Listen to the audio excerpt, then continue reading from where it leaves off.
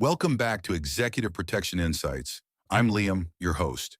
Today, I want to talk about something that comes up all the time in conversations with large organizations, especially Fortune 500 companies.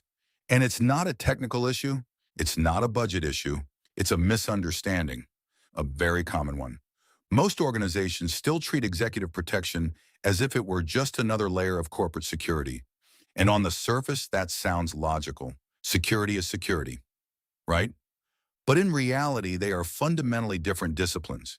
And if you don't understand that difference, you end up creating friction in your operations. You create blind spots. And over time, you increase risk without even realizing it.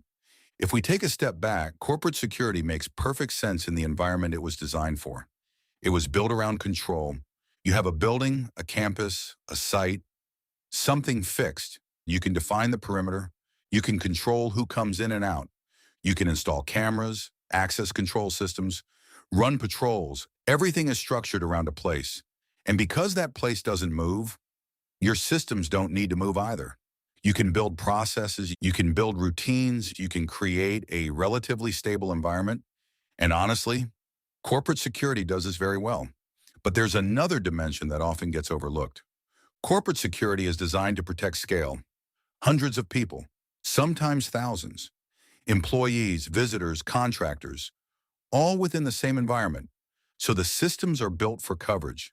They are built to apply rules consistently across large populations. Standardization is the goal. Consistency is the strength. Now shift to executive protection. Everything changes because now you're not protecting thousands of people. You're protecting one person, maybe two, maybe a small family. But that's it. And that changes the entire approach because when you protect at scale, you optimize for systems. When you protect an individual, you optimize for precision. There is no margin for average. There is no acceptable level of generalized coverage. Everything becomes tailored. Everything becomes specific. Everything becomes personal. And on top of that, there is no fixed environment. There is no stable perimeter. Everything moves. The protectee moves. The team moves. The environment changes constantly. And so does the risk. So the objective shifts. It's no longer about protecting a place. It becomes about something much more fluid and much more complex.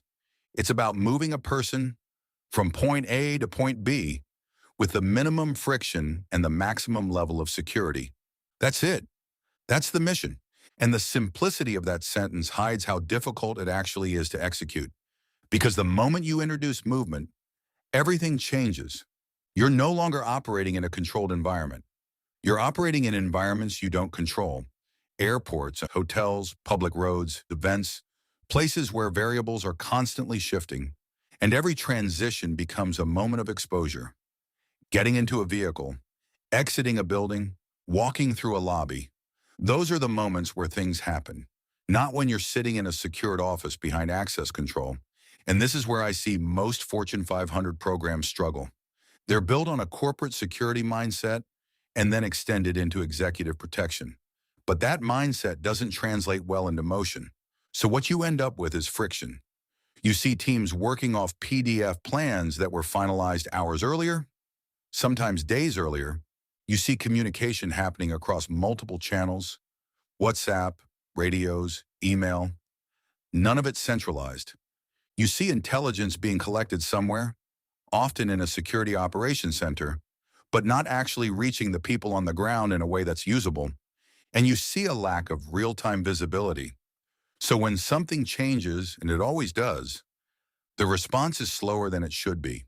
Not because the team isn't capable, but because the system they're operating in was never designed for that level of fluidity. And this brings us to what I consider the core concept in executive protection. Movement. Movement is where the risk lives, not in the office, not in the controlled environment, but in transition. Every time you move, you introduce uncertainty. And the more friction you have in that movement, the more exposure you create. Delays, miscommunication, hesitation, all of these things increase vulnerability.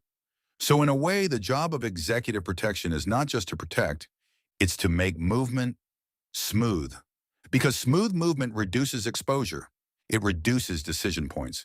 It reduces time spent in vulnerable positions. Now, if we look at the tools most teams are using today, it actually reflects this mismatch. Most of them were never designed for executive protection. They were built for static environments, guard management systems, incident reporting tools, site-based platforms.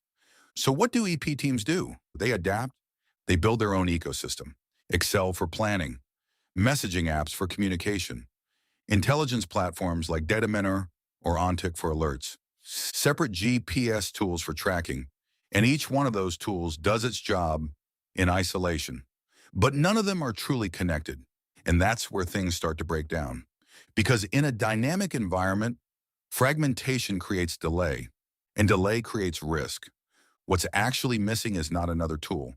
It's continuity, it's flow, a way for planning, intelligence, communication, and execution to exist in the same operational rhythm.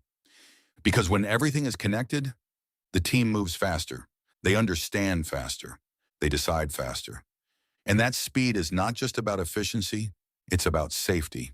And this is really where the industry is heading, toward real-time operations, where plans are not static, they evolve, where intelligence is not separate, it's integrated, where communication is not fragmented, it's structured within the mission itself, where teams are not reacting late, but adapting continuously. So if you're leading security in a large organization, the key takeaway is this.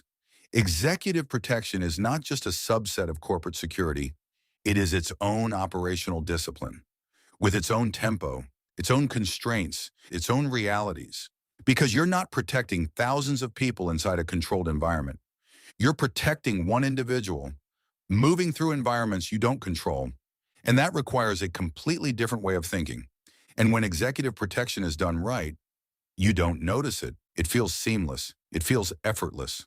But behind that is structure, coordination, timing, and increasingly, technology that allows teams to operate in real time without friction. This is Liam Monclair, and this was Executive Protection Insights.